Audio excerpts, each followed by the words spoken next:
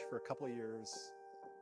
Was at UC Santa Barbara, University of California, Santa Barbara, in marine biology. I worked as a couple internships out of college, and then was thinking about applying after that.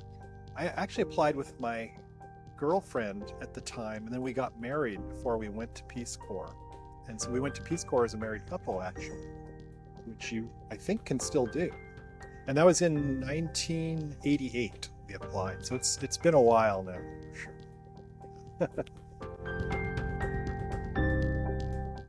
I think it was an advertisement on campus that we saw.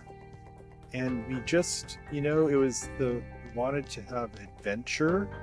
And we were very motivated to just work in other parts of the world, learn from other cultures, help if we could in communities. And so it was just a perfect combination for us. It was very idealistic, but not very political.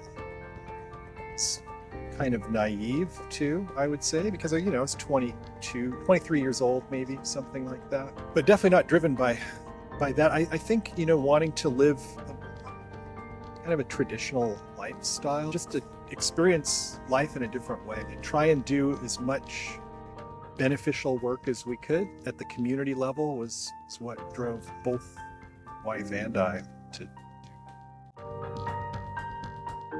We're marine fisheries volunteers. We lived on a very small island in the Philippines, maybe 10 miles long by 2-3 miles wide, something like that. And it was covered with coconut trees from the coast all the way up to the highest mountains. So it was mostly coconut farming. That community and a lot of other communities in the Philippines were using dynamite fishing, sort of as a product of World War II. And so a lot of the reefs were destroyed and a lot of the fish stocks had been depleted.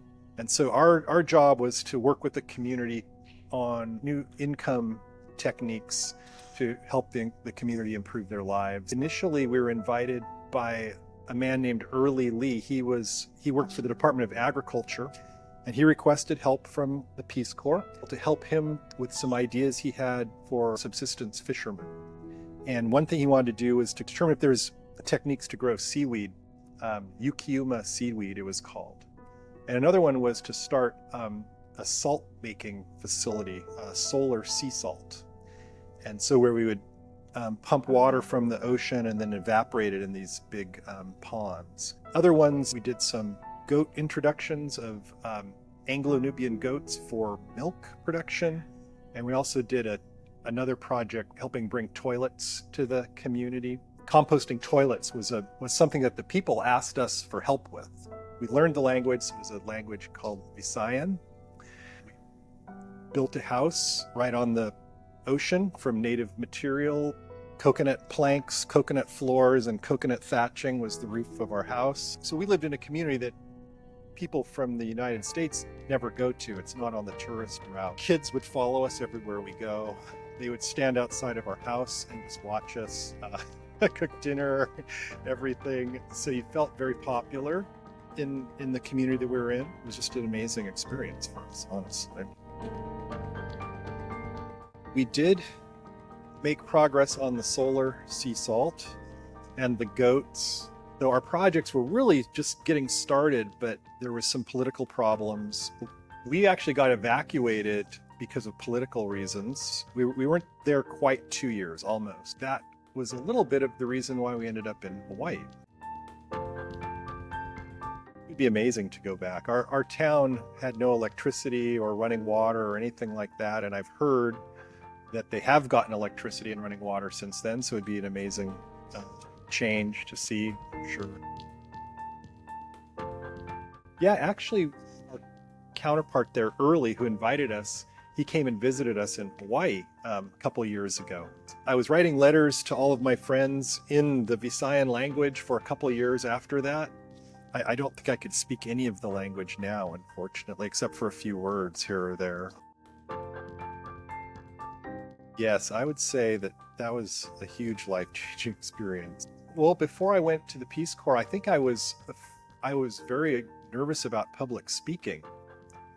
And that was something that you did a lot in the Peace Corps. You'd interact with communities from neighboring villages and talk about what they wanted. You know, how can we work with you on things? And slowly it made me more comfortable.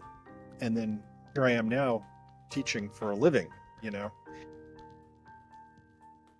Yeah, I often do recommend Peace Corps to my students. I always tell students, you know, there's no rush. There's always going to be jobs out there. And if you go into the Peace Corps, you're getting all these soft skills that you don't even realize you're getting until afterwards. I think it makes you stronger as a person. Every day was an adventure. It's a great way to just really experience a whole new set of things that you would never experience otherwise. And almost all of it is positive.